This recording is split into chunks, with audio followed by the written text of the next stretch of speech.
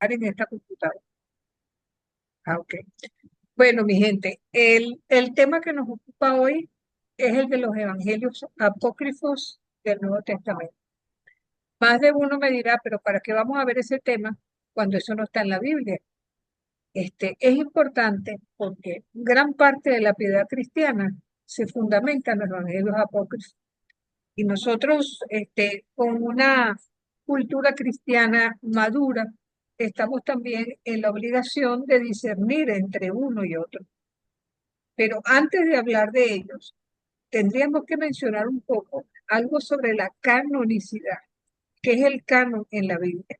Porque si algo estamos nosotros conscientes es que las escrituras han sido inspiradas por Dios, pero al mismo tiempo también tienen una participación humana en esos textos porque tratan de plasmar cómo fue esa revelación de Dios a lo largo de la historia de la salvación. Entonces, ¿cómo escoger de tantos textos que se escribieron o cómo discernir cuáles eran inspirados y cuáles no? Lo cierto es que las comunidades de alguna manera empezaron a discernir sobre cuáles textos realmente eh, se les reconocía no solamente autoridad divina, sino que de alguna manera iban enfocando el camino que se necesitaba para ser fieles a nuestro Señor. Y ese proceso, ¿verdad? Llevó su tiempo y la lista escogida se llamó canon. Canon es una palabra griega que quiere decir algo así como norma, regla. Y se tomaron en cuenta ciertos criterios para definir qué es lo que estaba llamando precisamente al pueblo a la fe. Sabemos que en los años previos al cristianismo, esta lista no era oficial. Incluso, a pesar de que tenemos para este momento la traducción de los 70 que fue elaborada por judíos de la diáspora, no había una claridad sobre qué textos del Antiguo Testamento eran inspirados por Dios y cuáles no.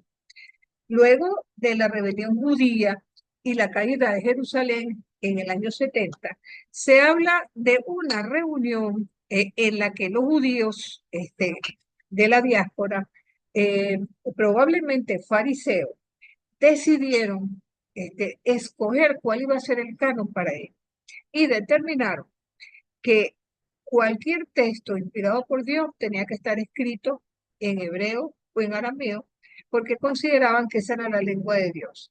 Y por ello dejaron de lado 7 textos del Antiguo Testamento escritos en griego y que ellos consideraron no inspirados. Entonces, habría que decir que cuando viene o se va escribiendo el Nuevo Testamento, empieza el mismo discernimiento. Estos textos que se están escribiendo en este momento tienen la misma validez de los textos del Antiguo Testamento, son menos inspirados o son igualmente inspirados. Y eso trajo como consecuencia también un discernir que duró muchísimos años. Lo cierto es que en el año de 1746, en la ciudad italiana de Turín, se encontró un canon que recibió el nombre de canon de Puratori, que presuntamente habla de los textos que para el año 180 eran considerados canónicos por la Iglesia Católica. ¿Y cuáles eran estos textos? Los 4 evangelios, 13 cartas de Pablo, la primera de Pedro y la primera de Juan. Entonces, ¿qué quiero decir con esto? Que ese canon del Nuevo Testamento se vino definiendo después del siglo IV, porque hasta este momento no había tampoco una completa claridad al respecto. Inclusive textos como el Apocalipsis se consideraron, caramba, verdaderamente son inspirados por Dios y tuvieron, digamos, una inclusión tardía. Lo cierto es que a finales del siglo IV hubo 3 concilios importantísimos. La Odisea en el 360, Roma en el 386 y Cartago en el 393. Ahora, en Roma se dio lo que se conoció el decreto de Gelasio, que después fue ratificado por Cartago y confirmado por el canon alejandrino, en el que se aceptó que el canon de nuestra Biblia iba a tener 27 textos en el Nuevo Testamento y 46 textos del Antiguo. O sea que nosotros sí incluimos aquellos 7 textos que fueron escritos en griego. Sin embargo, las discusiones siguieron y llega el Concilio de Florencia, estamos hablando de 1442, y en ese momento podríamos decir que se le da casi un punto final al asunto del canon, porque queda de alguna manera definido, pero luego Trento lo ratifica ya en forma dogmática. ¿Por qué Trento hace eso? Por la reforma, porque recordemos que los protestantes adoptaron para el Antiguo Testamento el mismo canon hebreo. Por eso en las Biblias protestantes ustedes van a encontrar no que sean traducciones mejores ni peores, las traducciones no dependen de eso, pero sí la ausencia de estos 7 textos y algunos trozos, por ejemplo, del capítulo 13 y 14 del libro de Daniel, a partir del 9:13 en el libro de Esther tampoco lo van a encontrar en los textos protestantes, pero lo cierto es que, de alguna manera, estos textos fueron dejados de lado para seguir el canon del hebreo. Y desde allí en adelante vamos a encontrar que hoy por hoy las sociedades bíblicas unidas los han incluido en sus Biblias, pero con una forma de apéndice al final de todos los textos. Esto es un poco la historia, a grosso modo, de lo que vino a representar la definición del canon. Pero es importante destacar que hay como 3 definiciones al respecto. La primera es libro protocanónico. Esos son aquellos textos, recordemos que proto es primero, que entraron a formar parte del canon sin ningún género de duda, pudiéramos decir los evangelios. Después entonces van a entrar un segundo grupo de libros llamados deuterocanónicos que entran en segundo momento, no por eso son menos inspirados, ¿verdad? Como la segunda de Pedro, la carta de Judas, el Apocalipsis, la segunda y tercera carta de Juan, y de alguna manera también conserva de una u otra forma esa ordenación en nuestra vida. Ahora, la tercera definición es la de libros apócrifos. Entonces, apócrifos podría traducirse algo como adulterado, errado, equivocado. Entonces, en otras palabras, es un texto que carece de inspiración divina y por ende, no ha sido incluido en nuestra. Desde un principio no podían ser leídos en las asambleas litúrgicas, pero sin embargo eran leídos en ciertas comunidades. Y eso también trajo alguna consecuencia en un primer momento con las primeras fracciones heréticas, vamos a decir así, que empezaron de una u otra forma a aceptar en su canon textos que para nosotros católicos no eran considerados como inspirados por Dios. Ahora, lo cierto de todo esto, y lo más interesante, por decirlo así, es que hay evangelios apócrifos, hay hechos apócrifos, cartas apócrifas, apocalipsis apócrifos. De cada texto canónico del Nuevo Testamento vamos a encontrar su contraparte apócrifa. Y por eso es bueno reflexionar un poco sobre ello y no dejar completamente de lado esto. Sobre todo porque vamos a encontrarnos con algunas singularidades. La carta de Judas, que es un texto canónico en nuestras Biblias, tiene unos versículos que corresponden al libro de Enoc, que es un apócrifo del Antiguo Testamento, y el testamento de los 12 patriarcas, además de la asunción de Moisés. Entonces uno se pregunta cómo un texto canónico pudo tomar algunos versículos o algún verso de un texto que no era considerado canónico, y sin embargo, así. Entonces, tampoco es que podemos pensar que todo lo que el pueblo vivió a lo largo de la historia de la salvación quedó contenido simplemente en los 46 textos que tenemos en nuestras Biblias.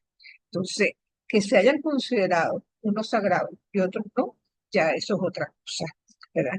Entonces, los apócrifos del Nuevo Testamento son muchísimos, pero muchísimos. lo que de alguna manera nos abre paso a comprender la gran pluralidad, ¿verdad? Y diversidad que había desde el comienzo y que nos sirvieron también para aclarar algunos puntos polémicos en la historia de los dos. Entonces, lo cierto es que siendo parte de una misma tradición oral, recordemos que los textos canónicos, antes de ser escritos, tienen una rica tradición oral. Esa tradición oral también era patrimonio de los textos apócrifos. Entonces, hay un texto que se llama el Apocalipsis siríaco de Baruch, ¿verdad? Que al igual que la primera de Corintios, en el capítulo 15, hacen la misma pregunta: ¿con qué cuerpo van a resucitar los muertos? O sea que esto nos está hablando de un patrimonio oral de las comunidades que era común para todos, ¿verdad? Por ejemplo, en el cuarto libro de Esdras vamos a encontrar un eco de un texto que encontramos en el Apocalipsis, en el capítulo 6, que habla de los mártires, ¿verdad? Y del tiempo de venganza. También el discurso de Esteban, Hechos de los Apóstoles 7, hace eco de la asunción de Moisés. Entonces vamos a encontrar una lista larguísima y hay por lo menos 84 evangelios apócrifos a lo largo del Nuevo Testamento. Entonces, y lo curioso es que están presentes en las manifestaciones artísticas, ¿verdad? En la liturgia, en las manifestaciones piadosas. Por ejemplo, los nombres de los Reyes Magos, los nombres de los padres de María, los de eh, el soldado que traspasa a Jesús, dice que se llamaba Petronio, ¿verdad? Que la mujer de Pilato se llamaba Sabina, una serie de testimonios que enriquecen los cuadros y también las películas, ¿verdad? Con el peligro de que a veces las películas presentan como históricos, ¿verdad? Meros detalles o leyendas que no tienen por qué confundir a la gente y ni mucho menos separarla de su itinerario de fe. Ahora, tendríamos que decir básicamente que cuando hablamos de los evangelios apócrifos, podemos dividirlos en tres categorías: aberrantes, complementarios y alternativos. Aberrantes, ¿por qué? Son aquellos que dicen tales disparates que evidentemente tendrían que haber sido dejados de lado desde un primer momento a su lectura.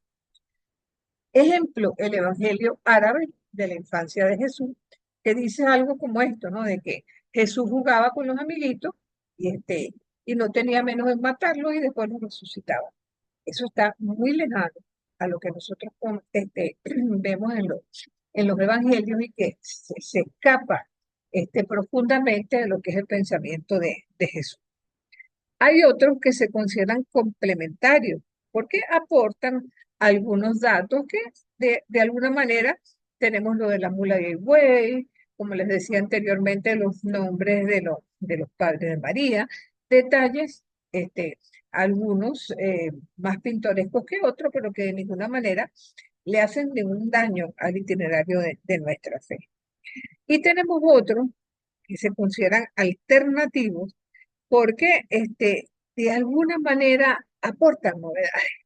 Ejemplo, el de María Magdalena. Ya vamos a hablar un poco acerca de eso.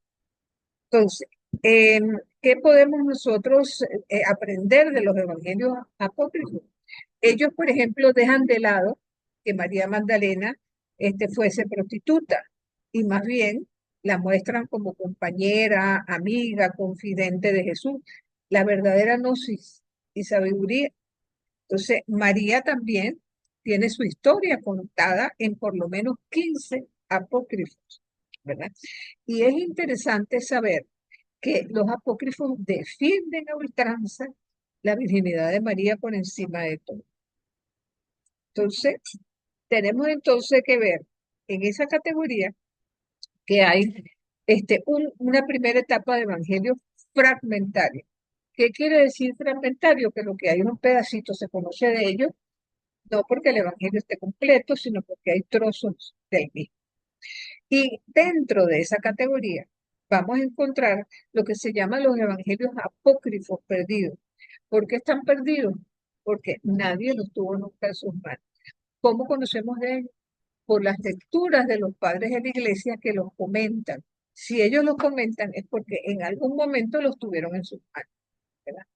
Entonces, vamos a hablar un poquito de ellos.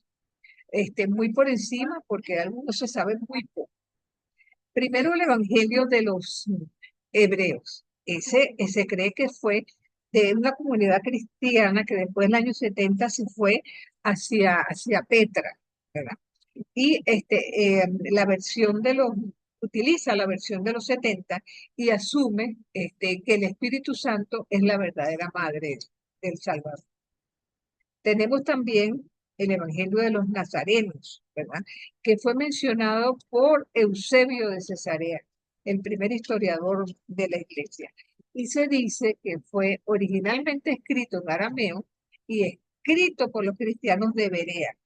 Este es un grupo que no quería a Pablo para nada, lo llamaba apóstata.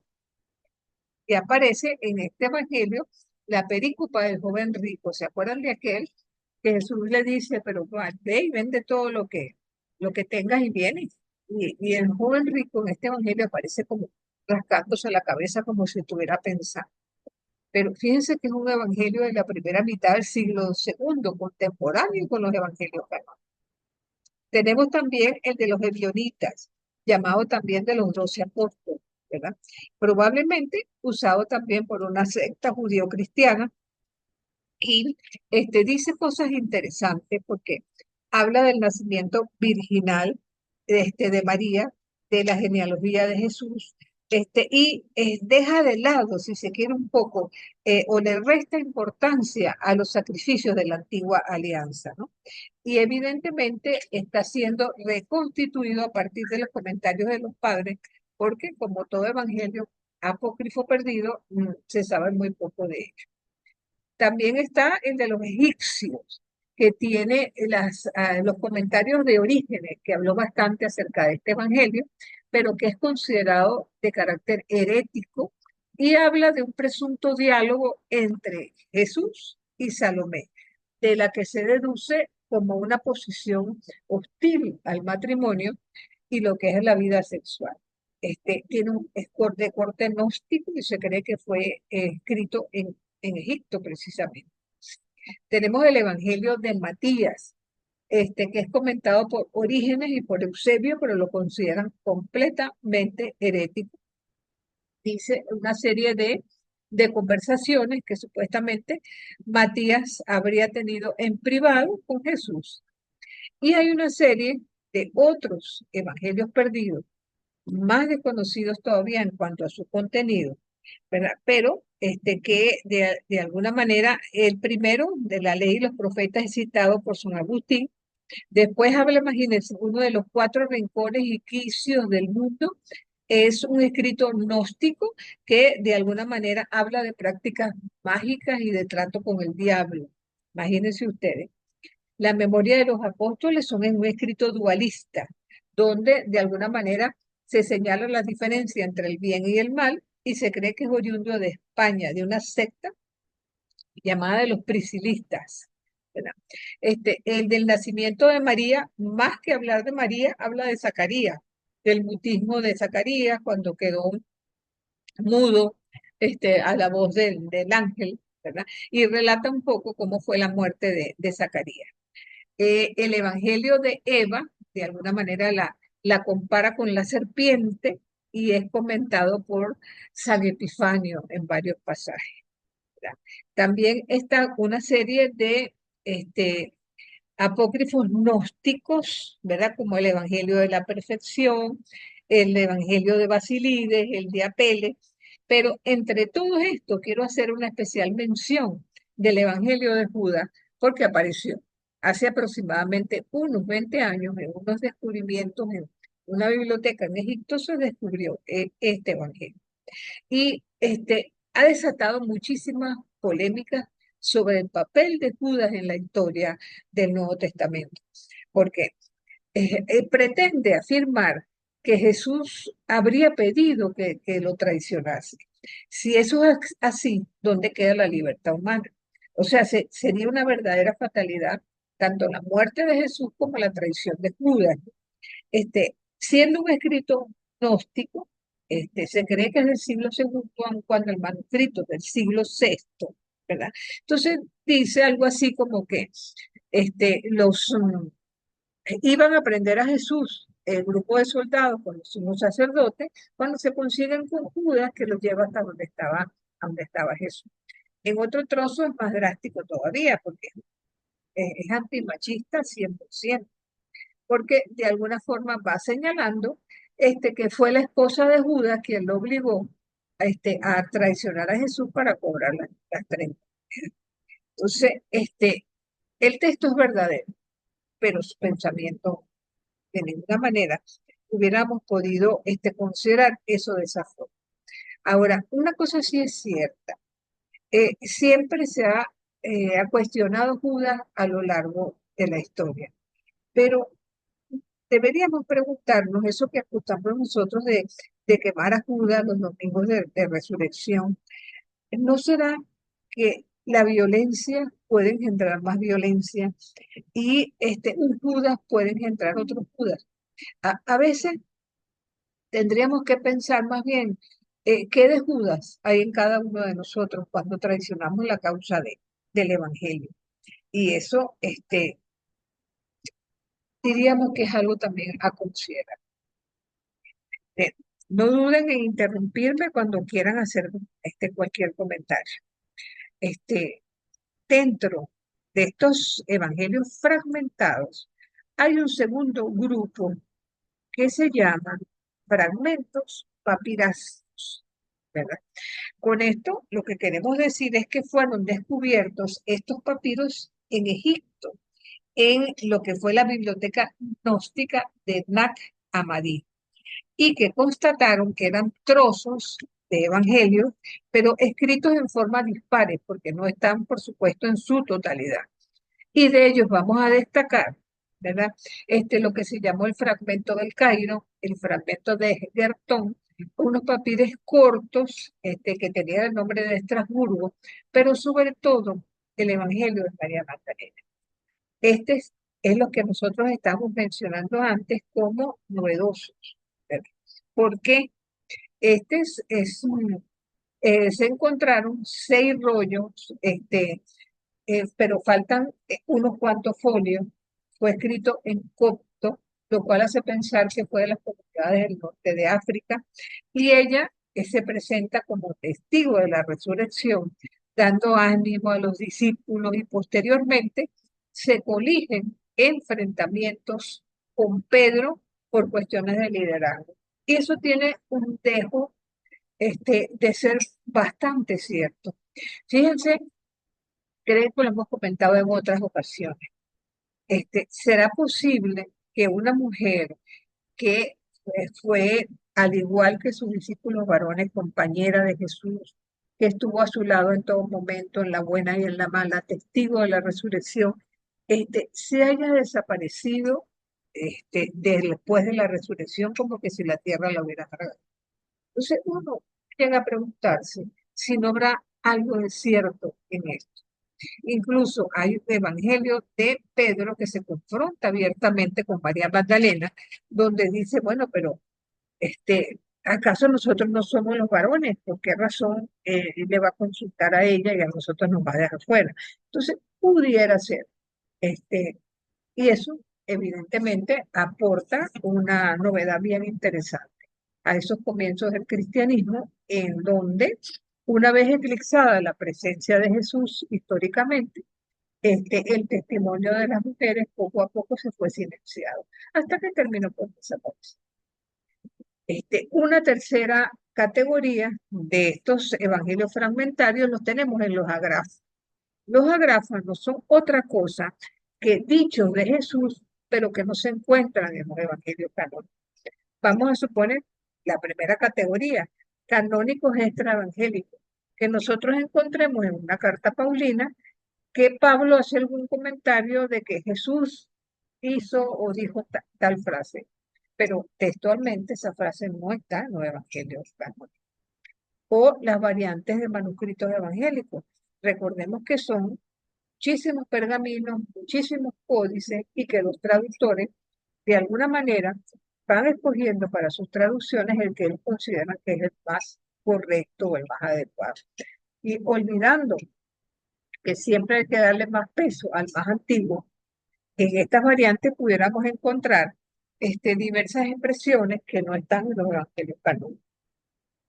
Valga la misma observación para las citas de los padres, porque sabemos que los padres tuvieron la Biblia en sus manos y una serie de documentos que muchos no llegaron a nosotros, pero que sin embargo ellos tienen la oportunidad, ya te doy la palabra, Daniel, tienen la oportunidad de comentarlo, pues. Y las agrafas de origen musulmán hacen una serie de dichos presuntamente pronunciados por Jesús, pero aquí es bastante dudoso la consideración porque estamos hablando ya del siglo 9 y 10. Adelante, Daniel. Bueno, quería hacer un comentario, volver a lo de María Magdalena, porque me Ajá, llama mucho la atención de ajá. que eh, siendo Jesucristo y mencionando el rol de la mujer y siempre viendo que eran los acompañantes y estaban ahí y eran, inclusive, él las ponía a un nivel, yo diría, más equitativo de la época, por lo que hemos leído más parejo. ¿Por qué entonces la historia y la Biblia y más que todo también ha disminuido, ha puesto un poco el rol de la mujer y no lo ha mantenido como Jesús pudiera, lo pudo haber dicho, inclusive siendo la primera persona que hubo lo que usted estaba diciendo? Me surgió esa duda. ¿No será que la iglesia en alguna forma y en estos concilios de alguna forma no manipularon, no pudiera decir esa palabra, pero de alguna forma han mantenido el rol de la mujer en un nivel distinto? Un nivel del que cual Jesucristo pudo haber puesto? La pregunta. Bueno, eso tiene mucha lógica lo que estás diciendo tú.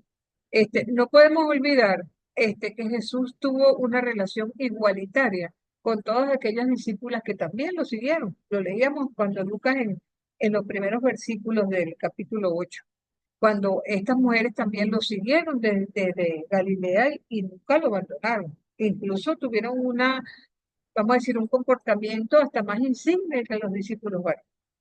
Pero ¿qué pasa? Recuerden que estamos en la sociedad del siglo primero, donde la mujer tenía un papel secundario. Entonces, estos primeros brotes, ¿verdad? Que durante la primera generación cristiana se hicieron evidentes porque esta primera generación fue básicamente tradición oral. En las casas se celebraba la cena del Señor y ¿quiénes son las que llevan las riendas de la casa? Las mujeres. Llegaron a tener papeles protagónicos importantísimos. Miren, cuando nosotros leemos el capítulo 16 de la Carta a los Romanos, nos damos cuenta de la gran cantidad de colaboradoras mujeres que estuvieron con Pablo. Algunas, imagínense, diaconisas, otras incluso se las llaman apóstoles. O sea que estamos hablando de un fervor en el que tanto mujeres como hombres participaron de todo ese proceso. Pero después, en la medida que van disminuyendo los carismas, que el carisma también el profético va disminuyendo, donde la tradición oral va escaseando y se cimenta en la tradición escrita, después como con fuerza. Parece que ese sentir dentro del mundo judío también hizo eco dentro de las comunidades cristianas. Y una vez que empiezan a darse los ministerios, fíjense que hasta el año 180 aproximadamente no había sacerdote, tal como nosotros lo conocemos. Entonces, lo que eran los presbíteros, los diáconos, eran personas que estaban al servicio de la comunidad. Entonces, poco a poco, ese papel se fue eclipsando. Y cuando la iglesia pasa de las catacumbas a los templos, con más razón, vuelve con fuerza el papel de la mujer hacia la casa. Y recordé que en un principio el cristianismo se presentó como ajeno a todo lo carnal, ajeno a todo lo que tuviera que ver con sexo. Y allí siempre salían en el tapete las mujeres como tentadoras, como quizás las causantes de la caída de los hombres. Fíjense que llegamos al pensamiento de un Aristóteles que dice que las mujeres no tenemos algo. Entonces, todo ese pensamiento griego acerca de las mujeres más lo que venía del judaísmo, poco a poco eclipsó y llegó un momento que ya no tuvieron participación. Bueno, podemos decir que hasta Vaticano II fue así. Este, adelante, María Levi, no sé si eso más o menos contesta tu pregunta, Daniel, Sí, o sí. tu inquietud. Adelante, María Levi. Sí, profesora, que escuchando a Daniel y quiero decir que no me parece tan descabellado por todo lo que hemos visto en historia de la iglesia y todo lo demás, no me parece tan descabellado el hecho de que sí se ha manipulado. En el tiempo se ha manipulado muchas cosas de la Sagrada Escritura y se ha manipulado por lo cultural, creo yo. Bueno, ya todos conocemos cuál ha sido la historia de la mujer o el papel de la mujer en el tema de la cultura judía, que por más que Jesús de una u otra forma la quiso resaltar, la cultura era la cultura y creo que esto permaneció, a mi juicio, permaneció por muchísimos siglos y creo que permanece aún el tema del papel de la mujer como protagonista, porque sabemos que la mujer fue la fundadora de las primeras comunidades cristianas. En el cristianismo, la mujer, el papel de la mujer fue importantísimo, pero lo cultural no le permitió ir más a dejarlo por escrito, mucho menos. Y creo que Cierto, lo reafirmamos ahorita en el tema del papel de la mujer dentro del rito, de la iglesia y todo eso, o sea, cómo aún en este siglo XXI cuesta tanto que la iglesia se abra ciertas cosas de responsabilidades con las mujeres. Y creo que la mujer no se le ha dado el protagonismo que debería en cuanto jerárquicamente hablando, pero sin embargo, las mujeres somos las que hemos mantenido las comunidades cristianas parte del mundo en cualquier parte de la tal historia, cual, es mi opinión. tal cual. Bueno, recordemos también la reivindicación del laicado viene de Vaticano II para acá. Y a mí me gusta mucho repetir una cosa, ¿no? Que dentro de la iglesia, los laicos eran, vamos a decir, la comunidad silenciosa, pero dentro del laicado, las mujeres hemos sido la comunidad silenciada. Entonces, eso es algo que no se nos debe olvidar, que muchas veces se nos ha silenciado, a pesar de que, como tú dices, somos mayoría activa dentro de las comunidades parroquiales. Incluso yo conozco comunidades donde no hay sacerdotes, sino muy esporádicamente, porque son pueblos muy remotos, y siempre va una monjita a ayudar con la liturgia. Y he escuchado personas que dicen, ay, a mí me gusta más la misa de las monjitas que la del padre. O sea que No, eh, eh, evidentemente estamos hablando de situaciones que pasan y que siguen pasando. Adelante, Virginia. Gracias, hola a todas y a todos. Sí, solamente quería seguir comentando sobre este tema tan pues actual también y bueno, ya que estamos viendo pues las Sagradas Escrituras y todo esto y de los Evangelios apócrifos, yo creo que este papel, ¿verdad? Del que hablan, del que comenzó hablando Daniel, pues es complicado en el sentido que para mí no es nada más como igualar en servicios a la mujer con el hombre dentro de lo que o sea, llamamos iglesia, sino más bien es para mí repensar toda la iglesia. O sea, porque una vez hablando con un profesor de derecho canónico, decía él, es que realmente es repensar todo de nuevo, o sea, porque toda la estructura no está creada para esta inclusión, ¿no? Hablando de una iglesia cerrada, porque realmente es hablar de inclusión es dar por hecho que hay algo que está cerrado, no está abierto. O sea, entonces sí es muy complicado y yo, bueno, yo tengo la esperanza de que algún día pues así será, ¿no? Y no solamente porque la mujer pueda hacer exactamente el mismo servicio que el hombre, sino más bien porque la iglesia sea diferente, ¿no? Que la iglesia sea distinta, y sobre todo hablando de poder, de poderes, de estos poderes, porque no es que las mujeres, no sé, queramos tener los mismos privilegios, poderes, no, no, o sea, yo creo que nuestra intención, bueno, no, no todas a lo mejor, pero creo que nuestra intención es servir, simplemente servir y servir de la mejor manera y sobre todo dejar que el espíritu hable a través de todas y de todos, ¿no? O sea, no nada más de unos. Y claro. bueno, el hecho de incluir a las mujeres también implica incluir a muchas otras minorías que tampoco son incluidas, ¿no? Que también son como están a un lado y nadie les hace caso. Entonces, bueno, pero pues ojalá algún día lo logremos. Amén, que así sea, mi corazón, así sea. Yo creo que hay que ir leyendo los signos de los tiempos, como bien decía el Santo Padre Juan XXIII, ir adaptándolos a las situaciones cambiantes, sabiendo que hay cosas que tienen que permanecer incólumes porque son el fundamento de nuestra fe, pero hay cosas que tienen que ver con el devenir diario, que pueden ir tomando cuerpo en la medida de las necesidades parroquiales y en la necesidad de que la gente pueda poner sus carismas al servicio de la fe y de su verdad. Esperemos que así sea. Entonces, siguiendo con esto, vamos entonces ya a ver a evangelios concretos. Y esto podríamos dividirlos en la primera categoría es apócrifos de la Navidad, que son aquellos que hablan, por supuesto, del nacimiento y vida de nuestro Señor. Entonces, el primero de ellos es el protoevangelio de Santiago. Este habla del nacimiento de María y cómo ella a los 16 años fue que tuvo a Jesús. Recuerda la matanza de los inocentes. Se atribuye a Santiago el apóstol este evangelio. Es del siglo 3-4, lo que hace pensar que no puede haber sido Santiago, ¿verdad? Es comentado por Orígenes, por Clemente de Alejandría, y aquí aparecen en este evangelio los nombres de los padres de María. El hecho de que a la fiesta de la presentación, de que Jesús nace en una cueva. Y no sé si ustedes han visto en las películas, porque generalmente en las películas es que lo pasan, que cuando María le toca escoger marido, ¿verdad? Entonces escoge a José de una lista de candidatos porque él tenía un bastón y ese bastón salió una flor.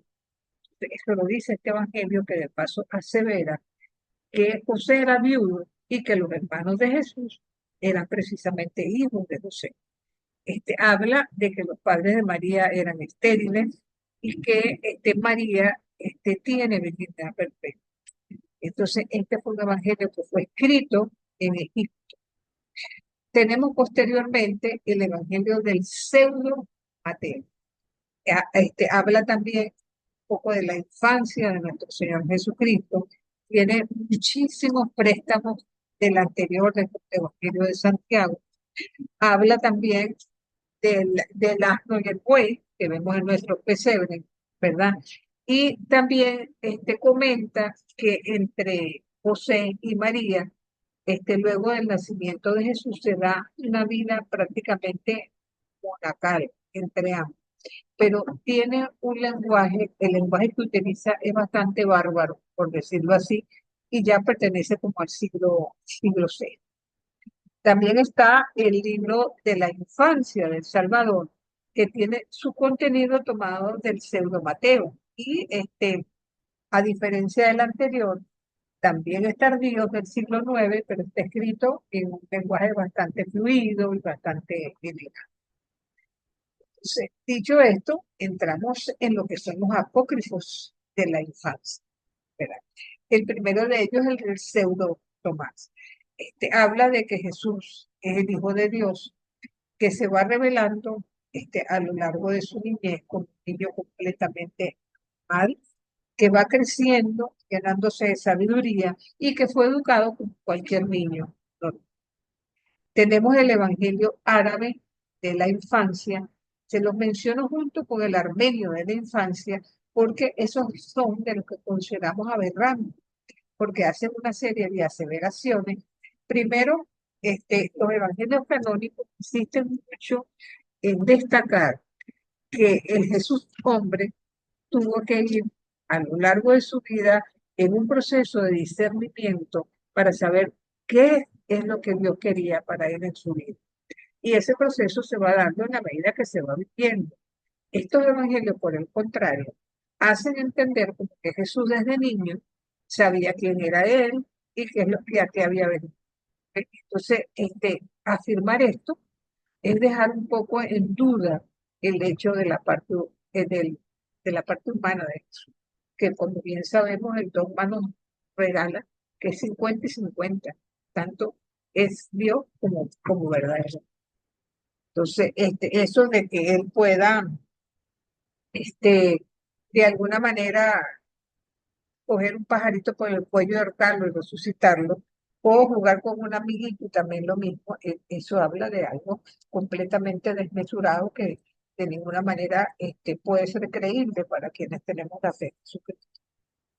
Y sin embargo, dice algo interesante, sobre todo el árabe de la infancia, porque habla de la circuncisión de Jesús y el hecho de que esta circuncisión tuvo lugar en la cueva del nacimiento. Más significativo todavía, porque recordemos que los evangelios nos plasman que Jesús a los 8 días fue llevado por su padre allá ante Simeón al templo de Jerusalén. Entonces, también tenemos en estos apócrifos de la infancia algo interesante, que habla de la historia de José el carpintero. Sabemos que poco sabemos acerca de Jesús. Pareciera que después del episodio que Lucas nos narra en el capítulo 12, cuando se perdió en el templo 3 días, José desaparece de la historia y forma parte de esos años, no vamos a decir oscuros, sino años privados en los que Jesús da un salto hasta que comienza su vida pública. Pero en este evangelio, que tiene 32 capítulos, habla que fue, ¿cómo se llama?, escrito por Jesús en el Monte de los Olivos. Y habla de Jesús, de José y María como su madre y su padre en lengua copta. Y habla un poco del proceso de la enfermedad y muerte de José. Entonces, es del siglo IV, V aproximadamente.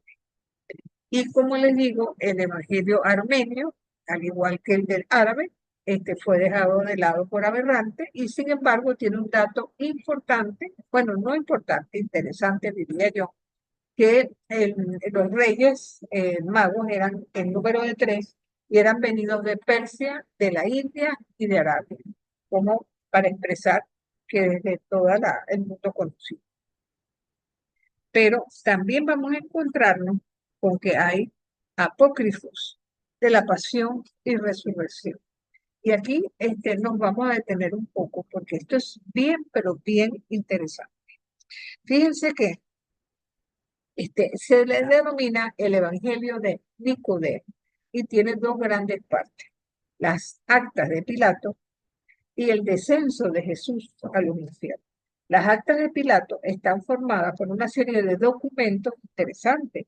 La carta de Pilato a Tiberio, de Tiberio a Pilato, anáfora de Pilato, correspondencia entre Pilatos y Herodes, tradición de Pilato, muerte de Pilato, declaración de José de Arimatea, venganza del Salvador y sentencia de Pilato.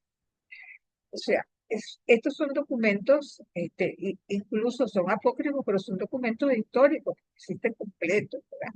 Y que a veces hemos visto en las películas. Yo no sé si ustedes han visto alguna película de la vida de Jesús, donde se dice que Pilato le envía, eso lo dicen los evangelios, que Pilato, como Jesús era de Galilea, se lo envía a Herodes para que lo juzgue él.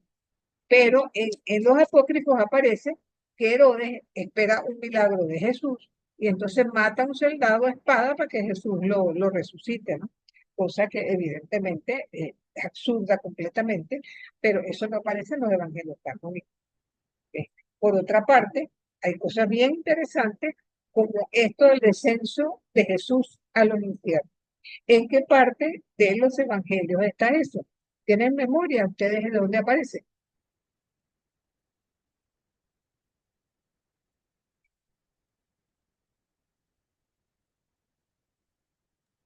No, profe, yo no. Bueno, es que no podemos tenerla porque no aparece en los evangelios.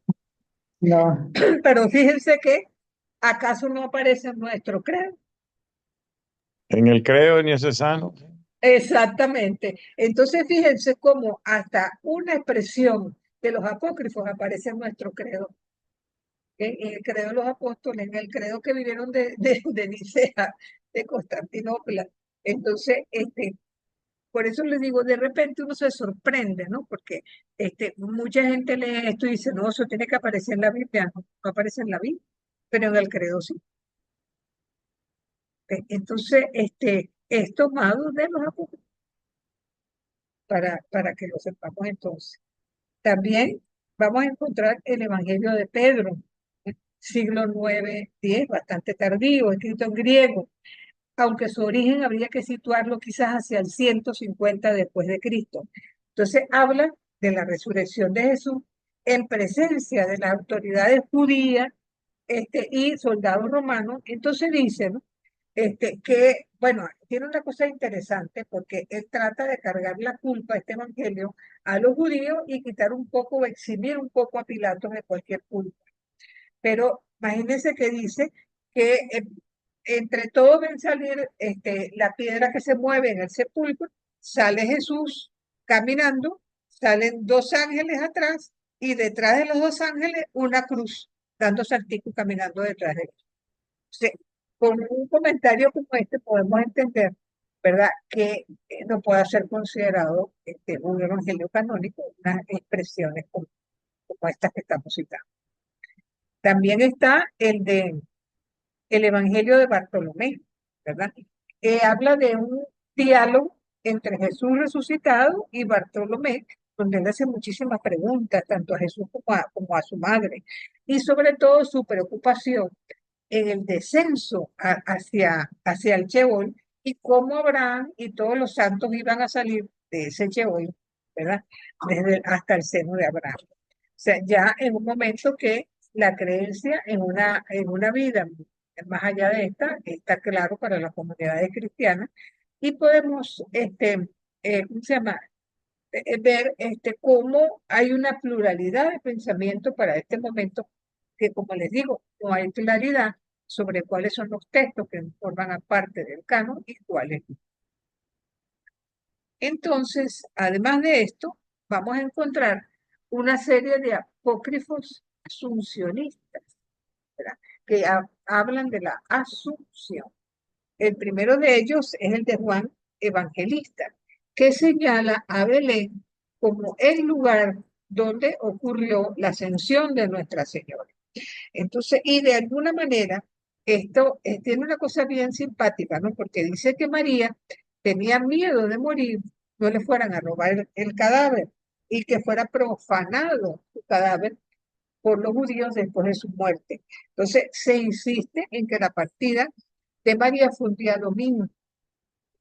Entonces, aparte, tenemos el libro de Juan, arzobispo de Tesalónica, que dice que por el contrario, la ascensión de María fue en Jerusalén y de alguna manera también hace una crítica a la fiesta de la Asunción porque afirma que esta fiesta con el transcurso de los siglos ha sido corrompida y que habría que eliminar. También tenemos acerca de la Asunción una narración hecha por José de Arimatea o un pseudo José de Arimatea, donde dice que a María en sus últimos días la acompañaron tres doncellas llamadas Séfora, Abigail y Isael, y que fue en presencia del apóstol Tomás el único testigo del tránsito de María hasta el cielo.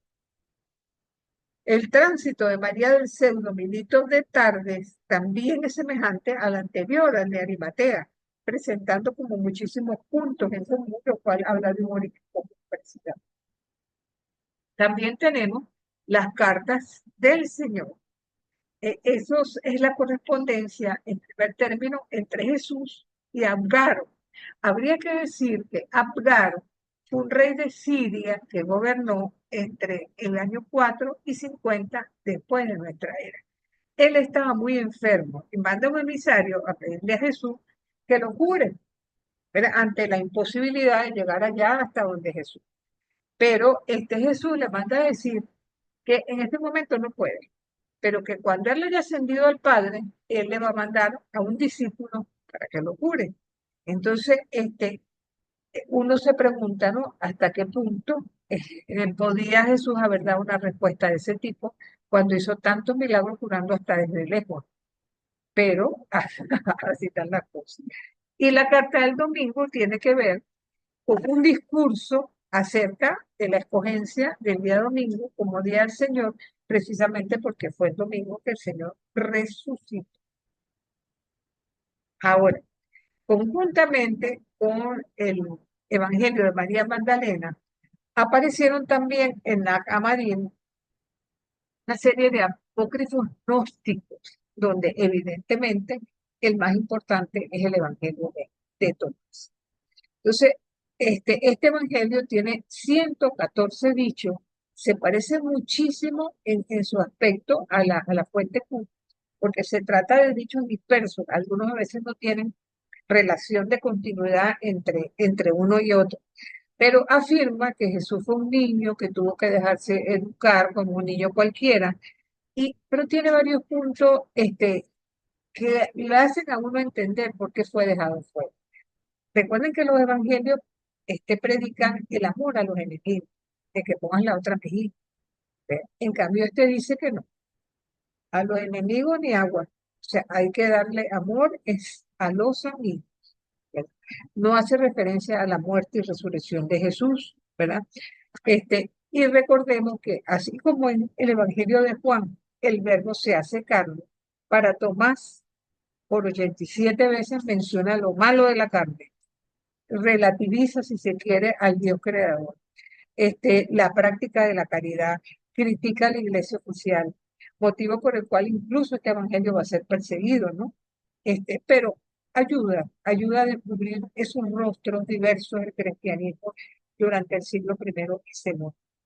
Entonces, y se cree que podía haber sido elaborado en varias etapas, pero por ejemplo, el dicho 114 dice que las mujeres no son dignas de la vida. Ya entonces nos vamos haciendo como una idea, ¿verdad? No solamente del supuesto contenido gnóstico que tiene, sino de la opinión que había con respecto a la situación de las mujeres dentro de la comunidad primitiva.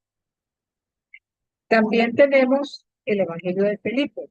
Según los Hechos de los Apóstoles, Felipe y sus 4 hijas le tocó irse hacia Samaria para evangelizar. Pero este evangelio no tiene en realidad el mote de evangelio, más bien tiene como 127 párrafos o sentencias dispersas que no tienen que ver una con la otra y que hasta el punto que cuando uno lo lee, cuesta como llevar el hilo conductor porque salta de una situación a otra sin ningún tipo de... Entonces, ahora, tiene algo bien interesante, y es que de manera excipiente, vamos a decir, de manera vaga, habla de los sacramentos, aun cuando los menciona como tal, y habla que ya dentro de la comunidad cristiana, la importancia del bautismo, de la unción, de la Eucaristía, de la redención, me imagino que daba ese nombre a la confesión, y de la cámara nupcial, así le daba nombre al matrimonio. También están una serie de evangelios, de apócrifos gnósticos de Juan y la sabiduría de Jesucristo, que no es otra cosa que filosofía gnóstica, y habla de presuntos diálogos entre Jesús y sus discípulos. Eso sería un poco lo que tiene que ver con la parte de los evangelios. Vamos a ver entonces ahora, ya, ¿qué podemos nosotros decir de los hechos? Si ustedes han tenido la oportunidad de ver una película que se llama Año Domini, recoge parte de estos hechos apócrifos que, si se quiere, se enmarcan en la época que los hechos de los apóstoles de Lucas nos escriben, esos 30, 40 años después de la muerte de Jesús. Entonces, en los hechos de, de Pedro, vamos a encontrar de alguna manera algunos vestigios de gnosticismo. Y se narra que Pedro, estando en Roma, se quiere ir de Roma porque Jesús le dio la orden de desenmascarar a Simón el Mago. Pero resulta que Pedro empieza a predicar la continencia y muchas mujeres se separan de los maridos. Entonces, esos maridos querían coger a Pedro y darle por la cabeza. Y él se va de Roma para estar muerto. Pero resulta que saliendo de Roma se encuentra a Jesús, que le dice, maestro, qué gusto verte, ¿cómo estás? ¿A dónde vas? ¿A dónde voy a ir? A Roma, a que me crucifiquen otra vez, porque te dejé a ti para que siguieras mi cruz, para que salieras adelante. ¿Y qué es lo que estás haciendo tú? Y huir, ¿verdad? Bueno, entonces, a raíz de ese acontecimiento, Pedro se regresa y entonces en los hechos se nos narra cómo él finalmente es crucificado, pero pide que lo crucifiquen con la cabeza para abajo porque no se considera digno de morir como nuestro Señor. Eso no está en la Biblia, pero sí está en la película. También están los hechos de Pablo, son del siglo II.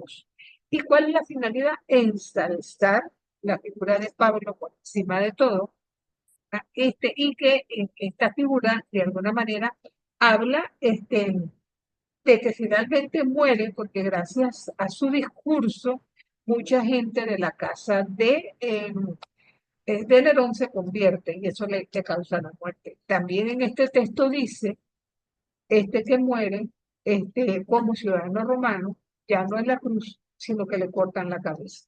Y que el sitio donde está la iglesia de San Pedro en Roma es el mismo sitio donde mueren tanto Pablo como Pedro. Eso tomado a partir de los relatos de los hechos. También están los hechos de Tecla y Pablo. Es interesantísimo este texto. Si ustedes han tenido la oportunidad de estar en Roma y visitar la comunidad de los padres paulinos, se van a sorprender de que ellos tienen en la iglesia, por un lado, el féretro de Pablo Santiago Alberiones, ¿verdad? Que es su fundador, pero por el otro lado, la contraparte femenina, tienen a la madre superiora de la comunidad paulina femenina, a quien tenía el nombre de Tecla, precisamente como un homenaje a estos hechos de los apóstoles que recuerdan las aventuras y desventuras pues, de estos dos personajes. Este es un texto que se sitúa en el año 170 aproximadamente, y se supone que es un texto escrito en griego y que esta Tecla era una muchacha que vivía en Iconia y estaba lista para casarse, pero escucha la predicación de Pablo y deja al novio pendiente. La familia se puso bravísima. Meten a Pablo preso, ella se escapa y va a verlo en la cárcel y está toda la noche escuchando su discurso. Al día siguiente los castigan a ambos, a ella la desnudan, la condenan a la hoguera, ¿verdad? Para que entonces todas las mujeres cogieran escarmiento y no cometieran lo mismo que ella.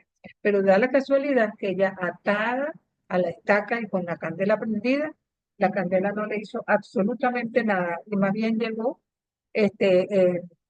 una lluvia para calmar el fuego. Después viajan a Antioquía de Pisidia, la ponen como compañera de Pablo, y entonces allí la sentencian a que la bestia salvaje se la coman como en el anfiteatro romano. Y resulta que los leoncitos, cuando llegan ante ella, le lamen los pies y le hacen cariño como si fuera un gatito, ¿verdad? Entonces, hubo este episodio, dijeron, no, vamos a no tratar de matar más a esta mujer porque no se muere de ninguna forma. Entonces, y los hechos terminan diciendo que ella se vuelve a su casa, sigue con la predicación, pero los caminos de ella y de Pablo aparentemente se separan. También están los Hechos de Tomás, también es una obra gnóstica. Se cree que él le tocó la evangelización de la India y entonces que allá hizo muchos milagros, convirtió a mucha gente, pero con la mayoría de los discípulos muere en forma martirial.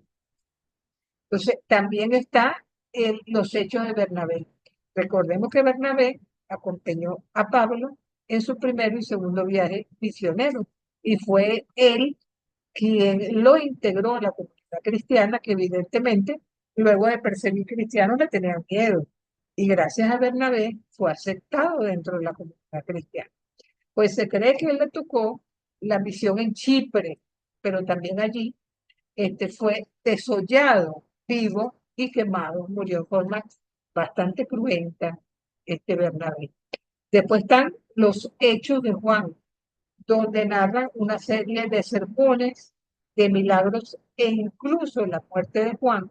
Se cree que este es un texto escrito por un tal Lucio, quien introdujo muchos errores gnósticos, por decirlo así, siglo V. Están también los Hechos de Andrés, ¿verdad?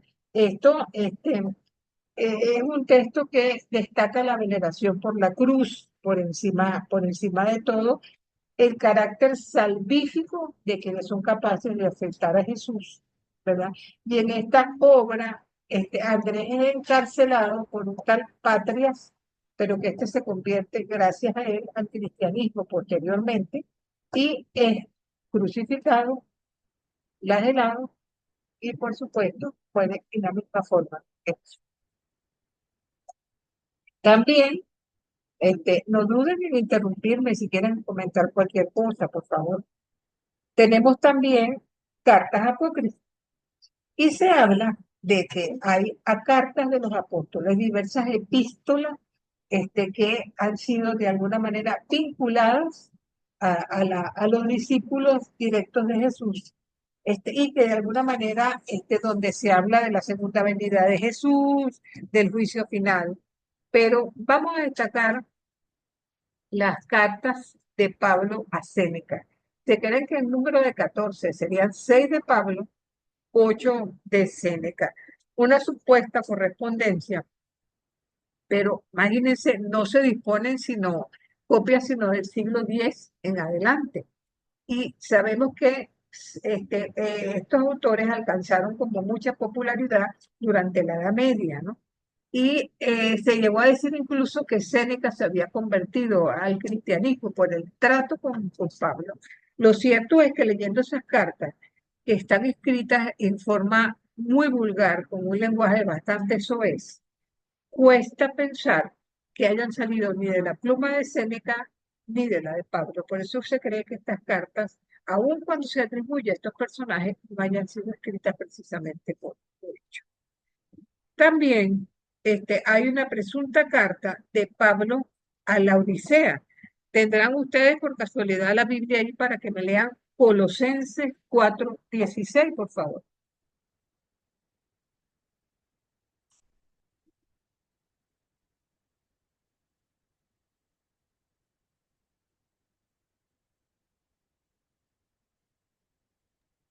Profe, Adelante. Colosenses 4:16, ¿verdad? Ajá. Sí. Dice, una vez que hayáis leído esta carta, procurad que sea también leída en la iglesia de la Odisea, y vosotros leed la de la Odisea. Correcto. Entonces dieron a entender que había una presunta carta de la Odisea, que algunos creen que en realidad es la carta de los Efesios, pero de una u otra forma se sabe de esta carta por la mención que se está haciendo aquí. No se tiene el original, nunca se tuvo. También hay una supuesta tercera carta a los Corintios que habla de la autoridad de los discípulos de Jesús y sobre todo de los profetas del Antiguo Testamento. Entonces, además, hay una carta también, la carta de Bernabé, que se descubrió que era del año 300 después de Cristo aproximadamente. Y más que todo es interesante por la gran cantidad de fuentes históricas que tiene allí.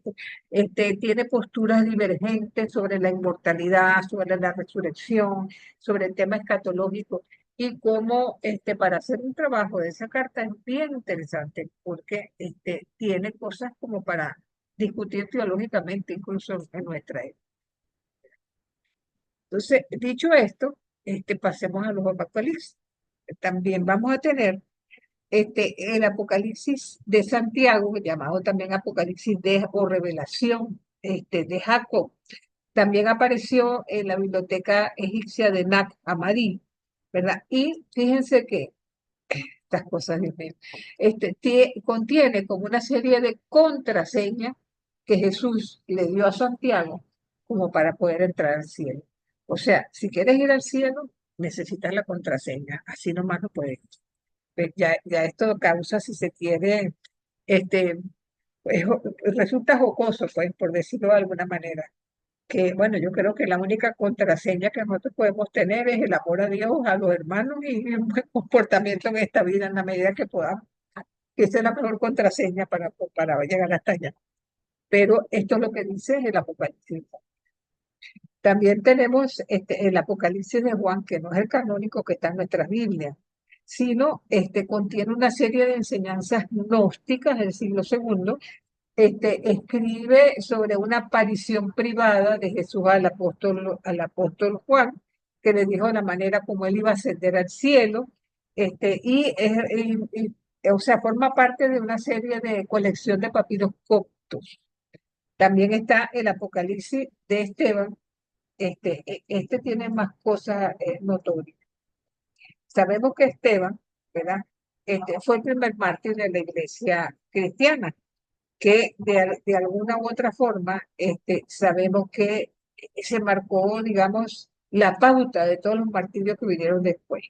Pero él dice que empieza a hablar acerca de Jesús Esteban y la multitud dice que él está hablando blasfemia, ¿verdad? Caifás lo arresta, lo golpea, pero él se presenta ante Pilato y le ordena que reconozca a Jesús. Entonces, la historia se presenta antes de la conversión de Pablo y describe cómo Pablo hace todo lo posible para que Esteban sea crucificado. Sin embargo, un ángel lo rescata y en venganza Pablo, imagínense ustedes, vierte plomo en la boca y en los oídos para que no pueda hablar más, clavos en su corazón, pero un ángel deshace toda esa maldad. Entonces, al día siguiente, el pueblo proclama que Esteban debe morir, ¿verdad? Y sencillamente él debe ser apedreado, lo defienden, imagínense, Nicodemo y Gamaliel, pero estos mueren en el proceso porque se lo llevan a ellos por delante también. Después de 10 horas, finalmente Esteban muere y Pilato lo entierra en un ataúd de plata, pero el cuerpo se desaparece, ¿verdad? Y de alguna manera, todo esto hizo esta visión de Esteban que Pablo se convirtiera. Imagínense usted. Entonces, también tenemos un apocalipsis de Pedro, que habla un poco de la suerte que las personas corren después de la muerte, ¿no? Cómo da detalles de cómo es el infierno, de la forma como la gente va a parar allí después de su muerte cuando rechacen el camino del Señor. También tenemos el Apocalipsis de Pablo, pero este de Pablo es bien interesante porque también hace acotaciones acerca del infierno y dice que los condenados son castigados de acuerdo a los pecados que cometieron. Y entonces describe como en pisos el infierno, ¿verdad? Donde cada quien va a tener el castigo de acuerdo al pecado que tuvo. ¿A qué le recuerda ese Apocalipsis de Pablo? Que habla del infierno en piso. ¿No les recuerda la Divina Comedia de Dante? Recuerden que para Dante el infierno estaba así de acuerdo a piso. Entonces, fíjense cómo podemos pensar que Dante de alguna manera se sirvió del Apocalipsis de Pablo para, para su escrito.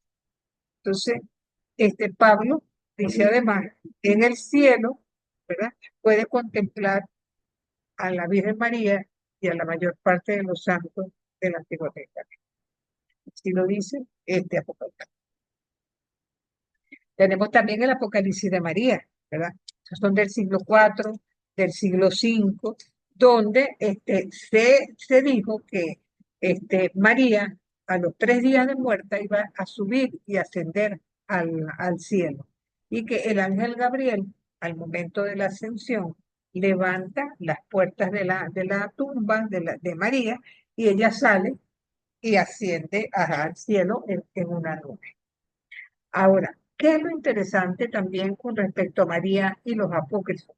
Porque está presente en por lo menos 15 apócrifos la Virgen María, donde, si se quiere, es hasta más nombrada y más defendida su virginidad, su maternidad, su discipulado, que en los propios evangelios canónicos.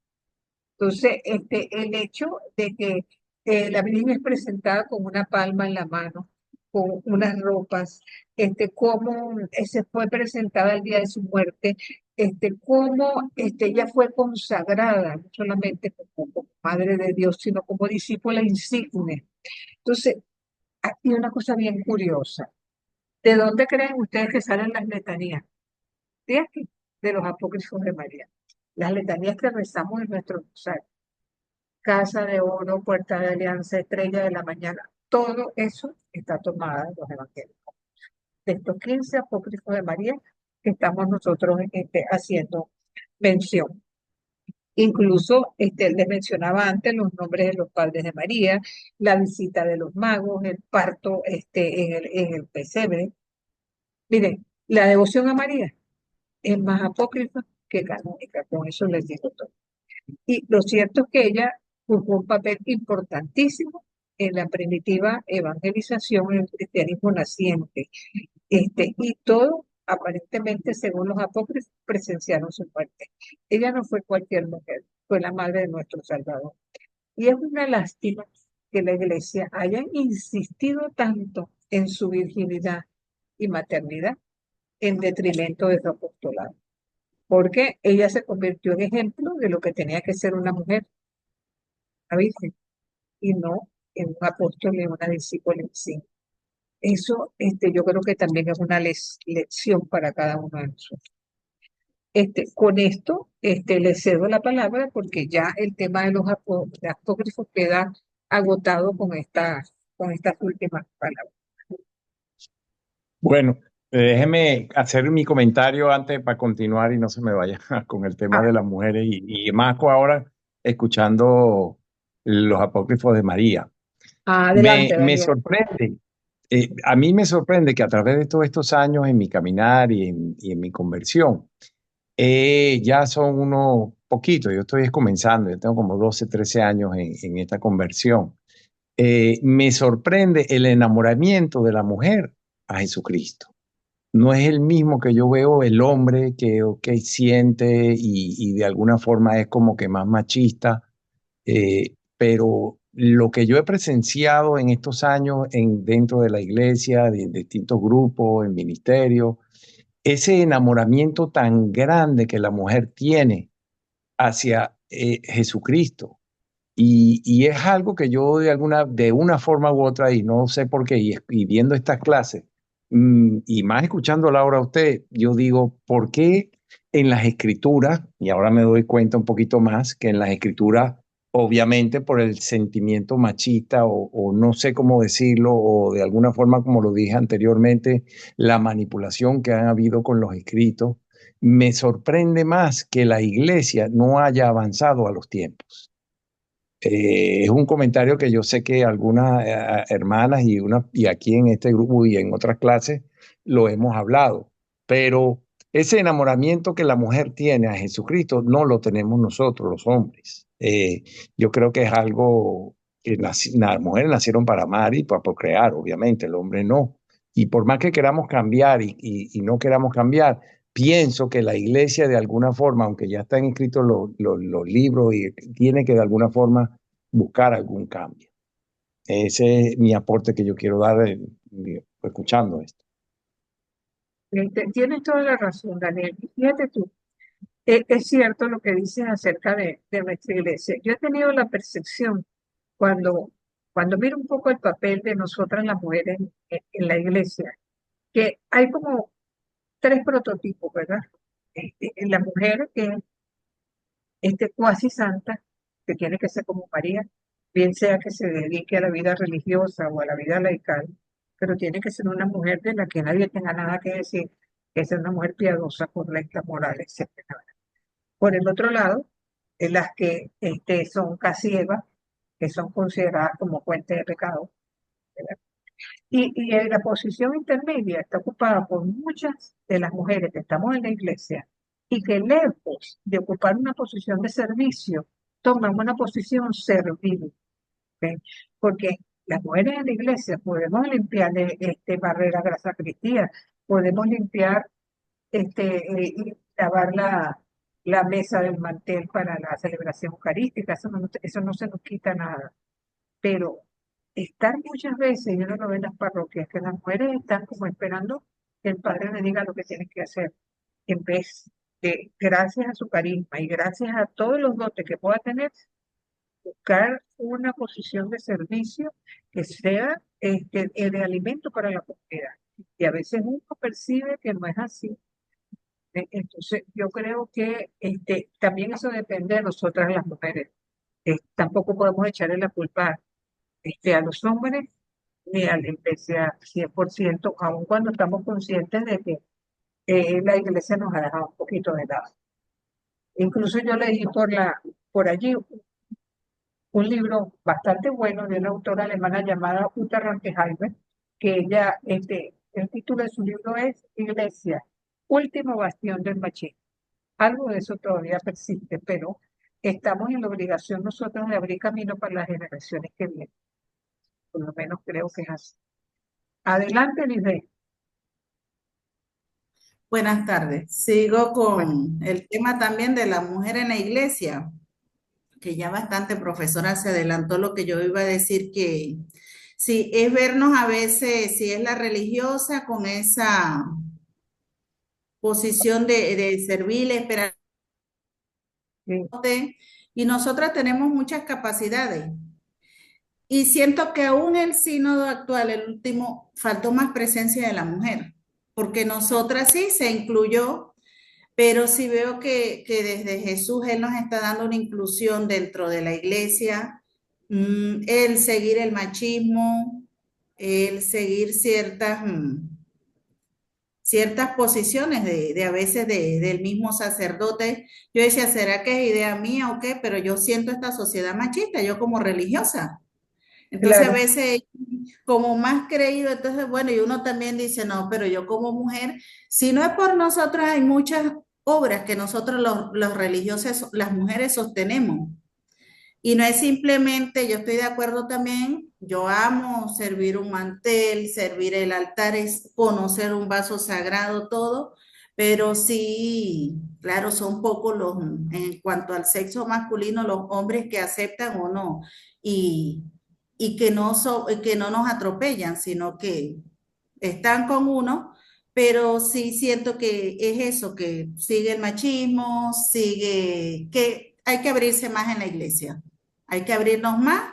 Y si se ha hecho, mira, ve de María también, que uno queda, todo este Evangelio de María, es el servicio, pero es un servicio donde esté la igualdad y quitarnos ya aquella época de Jesús, aquella época de todavía donde están en estos países donde la mujer es poco valorada.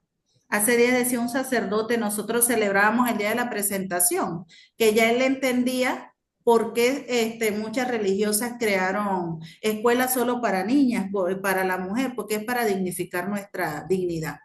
Bueno, entonces sí, y a raíz de este evangelio veo que uno va mirando cómo se va llevando el proceso a la inclusión de Jesús, de la mujer también en su caminar en el servicio. Bueno, gracias. ciertamente es así. Virginia, adelante. Gracias, profe. Bueno, sí, uniendo este tema también con lo que acaba de decir de la imagen de María, ¿no? Creo que ahí tenemos mucha oportunidad. En esta imagen de María, todos tenemos oportunidad desde la teología, sobre todo desde cómo vemos a esa mujer, ¿no? Cómo vemos a María, para también ir cambiando un poquito, pues, estos estereotipos de qué es lo que nosotras como mujeres tenemos que hacer, ¿no? O tenemos que ser. Y cuando yo a veces también opino sobre que me siento también, o sea, como siento cierta, bueno, no cierta, es exclusión, bastante exclusión en muchos aspectos dentro de la iglesia. El argumento de los hombres normalmente, de los sacerdotes, de los obispos, es siempre van de frente con María. Pero ¿cómo pueden decir eso? Si María, miren cómo la tenemos, como una reina, como la madre, que no sé qué. Y miren, o sea, ¿cómo se atreven ustedes a decir que no las queremos? Si María es o sea, que no las valoramos, ¿no? Si más que María como reina no podemos tener. Pero lo que usted decía, profe, o sea, realmente qué imágenes y qué características de María se están resaltando, ¿no? O sea, esas características de lo que se espera de nosotras, es decir, una mujer totalmente virgen, una mujer intachable, una mujer que todo dice que sí, que es esclava, o sea, y eso es lo que se corona como una reina, o sea, como que, entonces esa es la reina. Y entonces, ¿qué nos está diciendo a nosotras como mujeres? Que tenemos que ser así para poder ser aceptadas o tomadas en cuenta. Y no es así, ¿no? Muchas mujeres por esta imagen de María no se identifican con ella, o sea, no se Claro, identifican porque, como dice usted, se exalta demasiado lo sexual, cuando al hombre no se le pregunta en absoluto ni nos metemos con su sexualidad y se dan por asentadas muchas cosas que no tenemos por qué meternos ni nos deben interesar. En cambio, con nosotras claro, mujeres todas estas cosas son muy, como puntualizadas, ¿no? Entonces yo creo que ahí tenemos mucha área de oportunidad en María de siempre resaltar sus otras aptitudes, como dice usted, su aptitud de apóstol, su aptitud de profeta, su aptitud de valiente, su aptitud de entrega, pero no nada más las otras que nos hacen también como seguir fomentando estas imágenes en nosotras como mujeres, como solamente como esclavas, como solamente las que escuchamos y decimos que sí. O sea, entonces creo que hay mucha área de oportunidad ahí. Gracias. claro. Bueno, quedémonos con la imagen de Caná, una mujer que le adelantó el tiempo a su propio hijo y que ya de una vez le dice, hijo, te necesitan, vamos, ayude. Yo creo que quedémonos con esa imagen, que esa es la que nos ayuda también a no querer estar por encima del hombre, sino estar a su lado en lo que sea necesario. Y más en este proceso de evangelización que nos necesita a todos. Ay, Susi, adelante. Buena, ¿cómo está, profe? Disculpe, es que no teníamos luz aquí, ahorita me metí tarde, pues. No Pero te yo preocupes. lo que quería compartir con ustedes un poco, que yo siento que hay como un pique entre hombres y mujeres, entre lo que hacen los hombres y lo que hacen las mujeres. Y no nos damos cuenta que el hombre y la mujer son complemento el uno del otro. Yo he Sí, conversado con muchos sacerdotes porque tengo mucha gente alrededor que no están cercanos a la iglesia y uno trata, tú sabes, y yo invito al sacerdote a mi casa, entonces lo primero que le preguntan, pero ¿no le parece que a usted que los sacerdotes se debieran de casar? O sea, todo lo que miran, igual como dijo la hermana, es en base a la parte sexual. Y resulta que el padre les ha contestado de una manera tan bonita que me hubiera gustado haberlo grabado. Porque una cosa es, o sea, yo por lo menos estudiando la vida de los santos veo la virginidad de tantas santas que ofrecieron su vida a Dios desde pequeñas y fueron vírgenes, o sea, igual que las hermanas, o sea, qué belleza. Yo me caso con Dios, o sea, a mí nadie me toca, qué maravilla. O sea, eso es bello. Y pienso que la Virgen es modelo de eso, porque Dios quiso que fuera virgen, ¿por qué? Porque Él es Dios y Él podía nacer de una virgen, ¿entiendes? O sea, yo siento que no nos damos cuenta que el hombre y la mujer son complementos el uno del otro. Ese sacerdote lo bello que dijo fue que él estaba casado con Dios. ¿Entiendes? Y que él, si tuviese que estar casado con una mujer y tener familia, hijos y todo lo demás, no podría atender la parroquia. En dos patadas, pues en dos platos lo que nos dijo fue eso. Y en verdad tenía mucha razón, porque el mantener una parroquia o mantener algún grupo o lo que sea requiere mucha donación de sí mismo. Entonces tú no claro. puedes decir, mira, yo abarco a esto y aquello. O sea, no, yo creo que cada quien tiene su rol, cada quien tiene su trabajo que hacer y todos nos podemos complementar y todos nos tenemos que ayudar como hermanos, hijos de Dios todos. Ese era Así es, mi interés. Perdón, así es. Y un detalle, recuerden que en el Apocalipsis, vírgenes son aquellos que no se han quedado conducidos, los que no se han apartado del Señor. Y eso también es una enseñanza para nosotros. Sobre todo, yo a veces hablando con hermanas religiosas, si ustedes son su esposa, yo no me conformo con ser su amante, pero también lo quiero. Y quiero también servir lo más que pueda. Este, así para, es. así es. No sé si alguien más quiere intervenir algo. preguntar. Yo creo que ha sido bien enriquecedora esta tarde porque muchos de ustedes han participado. Yo creo que eso nos hace crecer a todos. Pa- Sí, eh, profe. eh, profe, una Adelante. preguntita. Eh, en las escrituras, y volviendo al tema de las escrituras, en el Nuevo Testamento, más que todo, la pregunta mía es la siguiente. ¿Puede existir ya cuando uno, todos estos evangelios apócrifos y todo esto, ya cuando la iglesia, puede haber un caso que se pueda añadir algo a la escritura o eso siempre va a ser a través de un dogma o a través de algo o ya las escrituras ya están fijas como fijas? Sí, eso está cerrado. No hay manera de que pueda meterse o agregarse un texto. Podrá valorarse en un momento la riqueza de un texto, lo que pueda aportar, pero ya el canon está cerrado. Ok, gracias. Sí. Profesora, yo no levanté la Adelante. mano. Sí, bueno, saludos a todos.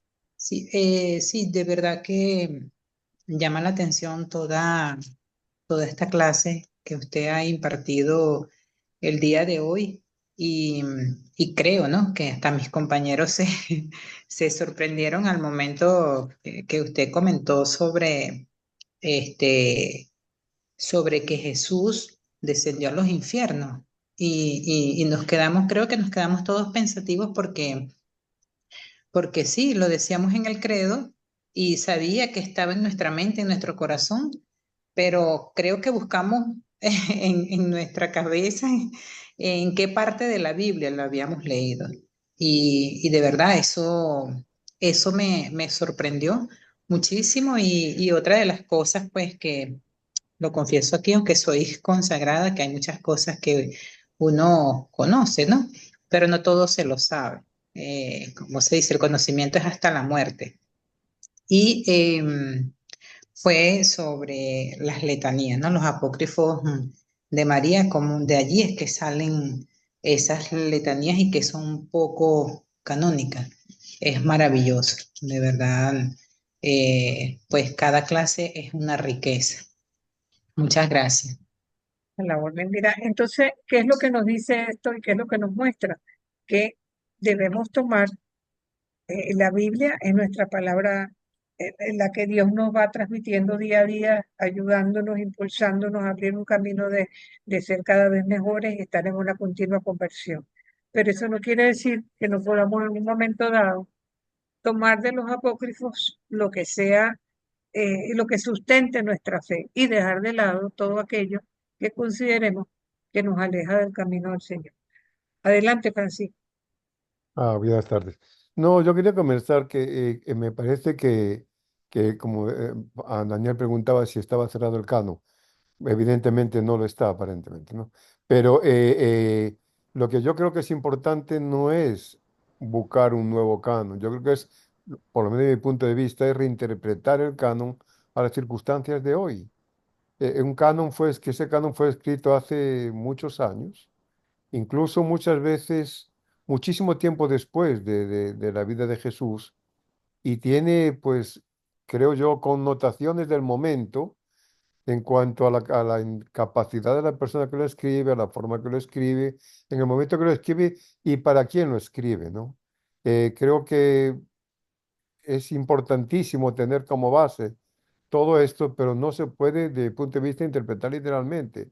Debe ser interpretado a la época actual, del momento actual, que eso es lo que nos hace, creo yo, enriquecer. Y a veces, pues, no se, todo lo que dice probablemente tenga un valor, tiene un valor bárbaro, pero interpretado de otra forma, de otro punto de vista, ¿no? Si no, yo no lo concebiría de otra manera. Es un punto de vista muy personal. Y en cuanto a lo de las mujeres en el papel de la iglesia, creo que ha tenido menos relevancia escrita y dicha de la que realmente tuvieron. Revisamos el año pasado la vida de María Magdalena en una de las clases de Cristología y estaba tan cerca de Dios como estaría Pedro, ¿no? O sea que, y eso fue en ese momento tan importante y el papel que tuvo en la resurrección y todo eso. Creo que la mujer siempre tiene un papel importante, pero no visualizado. no le han permitido por intereses quizás de quien haya querido ocultar esa forma y que se puedan, y ahora actualmente, aunque ha habido un cambio bastante grande, creo que todavía el Papa, aunque ha aperturado un poco, todavía tiene normas que son eh, separadoras de la mujer de los poderes de la iglesia o de las manifestaciones cotidianas de la iglesia, ¿no? Y por último, y no quiero seguir hablando más, una pregunta para usted, porque a mí se me hace, yo soy muy pragmático, a mí el dogmatismo se me hace complicado de entender per se. Eh, eh, ¿Qué valor le podemos dar a los textos escritos 10 siglos después de un hecho? Bueno, Se me recordemos que cualquier texto escrito después de los hechos tiene una reinterpretación, porque siempre va a estar tiznado de lo que la persona que escribe ha ah, vivido, la cosmovisión, su visión de la vida, o sea, todo lo que de alguna manera va a influir también en el escrito. No es lo mismo, vamos a pensar, una persona que está tipo periodista, haciendo la noticia en el momento que se dan los hechos, a la interpretación que se puede dar de esa noticia años después o meses después o posteriormente cuando se pone por escrito. Y esa es una de ah, las cosas que tenemos que tomar en cuenta con los textos bíblicos, porque sabemos ah, que la tradición oral fue variable, que si bien, digamos, fue el sustrato del que se nutre la tradición escrita, allí hubo de todo. bueno, Entonces, absolutamente de acuerdo. sí, allí hubo de todo. Ciertamente es así. Bueno, ya como estamos con la hora, no me resta más que invitarlos a la semana entrante, que vamos a ver los evangelios de la infancia. Ese es un tema bien interesante también. Bueno, les deseo que pasen una buena semana, que la pasen muy bien y que Dios me los bendiga a todos. Amén. Dios nos Gracias, Amén. bendiga. gracias a todos y todas.